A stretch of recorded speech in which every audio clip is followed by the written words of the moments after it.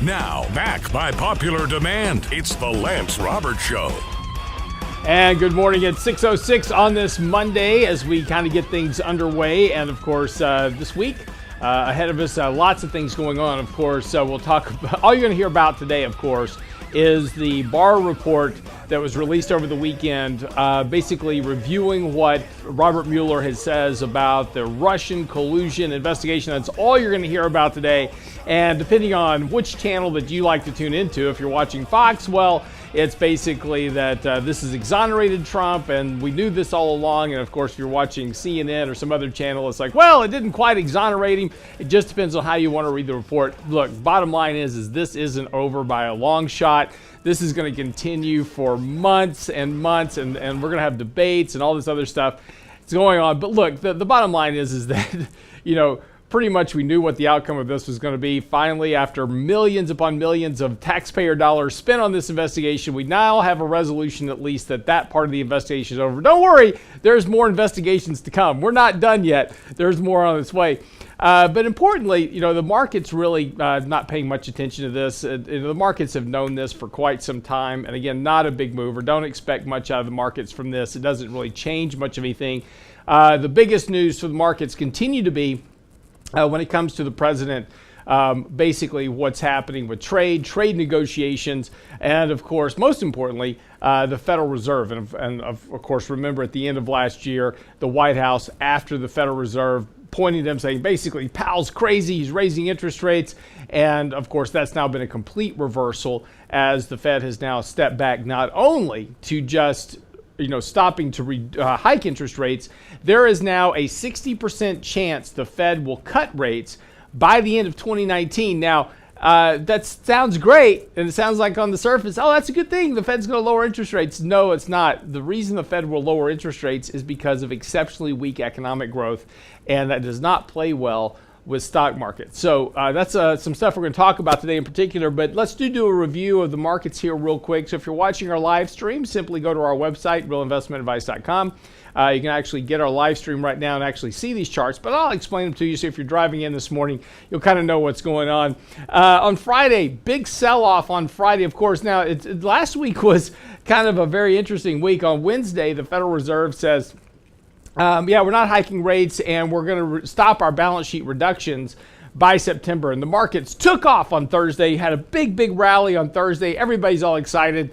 And then Friday morning opens up, and the markets kind of woke up to the report that said, wait a second, the Federal Reserve just downgraded economic growth sharply for the rest of this year and into next year. And not only lowered it for next year, lowered it going forward for the next several years to less than 2% growth. And of course, lower economic growth is not good for corporate profitability. It's not good for your job. It's not good for a lot of things. And of course, the markets woke up to that on Friday, and big down day on Friday. And we finished at the lows on Friday. This morning, futures are a little bit flat here. That's we'll see how the markets kind of play out this morning. But the two areas under the most pressure right now, of course, are banks from what's happening with the yield curve. On Friday, I posted out a chart. Out of the 10 major yield curves that we look at, we talk about this all the time. You know, all the yield curve is the difference between the short end of interest rates, in other terms, what banks loan money out at. So, you know, when you go to the bank, you borrow money for 6 months or for a year, 3 years, 5 years for a car, that type of thing. So that's the short end of the curve. When you buy a mortgage, when you get a mortgage, that's the long end of the curve, right? That's 10 years, 15 years, 30 years. So when the interest rates on the very short end are longer than the long end, in other words, when it's costs more to loan money for 5 years versus 30 years, well, that's not profitable for banks because banks borrow short, they lend long. So because they're borrowing from the Fed. So when those rates are inverted, not healthy for bank profits. Financials took it pretty hard on Friday in particular. But again, 50% of the yield curves are now inverted. Now, what does that mean?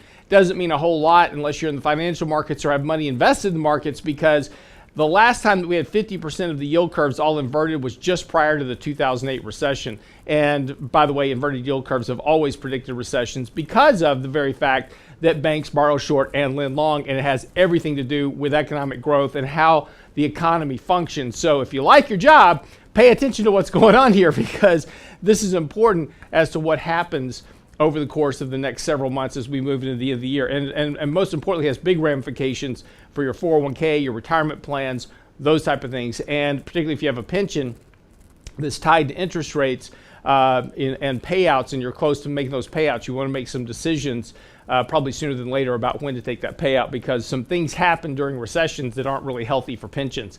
Something we've talked about before, but we'll cover that again here in the near future. Outside of this, again, so if you're watching our charts right now on our live stream, we are above the 200-day moving average. This has been good. This has really helped give the market some support here recently. But we do have downside risk here, about 40 points in the markets. That could occur this week very easily. That would not be outside the realm of possibility. Also not the end of the world. There's a lot of support right around 2730, 2740 on the S&P 500. That's where the 50 and the 200-day moving average are. So I wouldn't expect a big correction here, because we're still in the seasonally strong part of the year. There's still some things that are going on. But look, this recent weakness in the market, and more importantly, the outlook for the economy, not good for stocks, particularly after this very big run-up that we've had as of late. Also, if we take a look here, the markets are not really oversold to a great degree yet. We still have some downside risk here from the markets going from overbought to oversold. So again, there's still, after this big run up that we had over the last couple of months, it's been great. We wrote about a couple of weeks ago on our newsletter, says, hey, you know what? You've had a nice gain this year so far. You're up 10% for the year.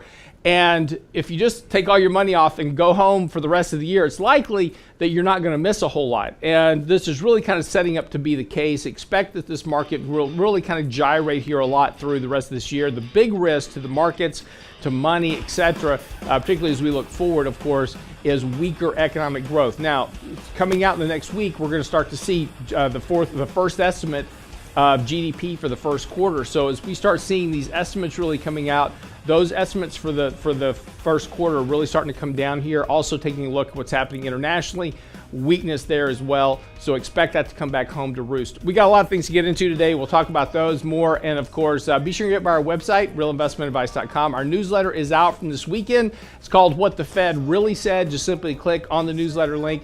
Also, why the next bear market will likely be the last for most people. That's also on the website now, realinvestmentadvice.com. We'll be right back after the break. Don't go away.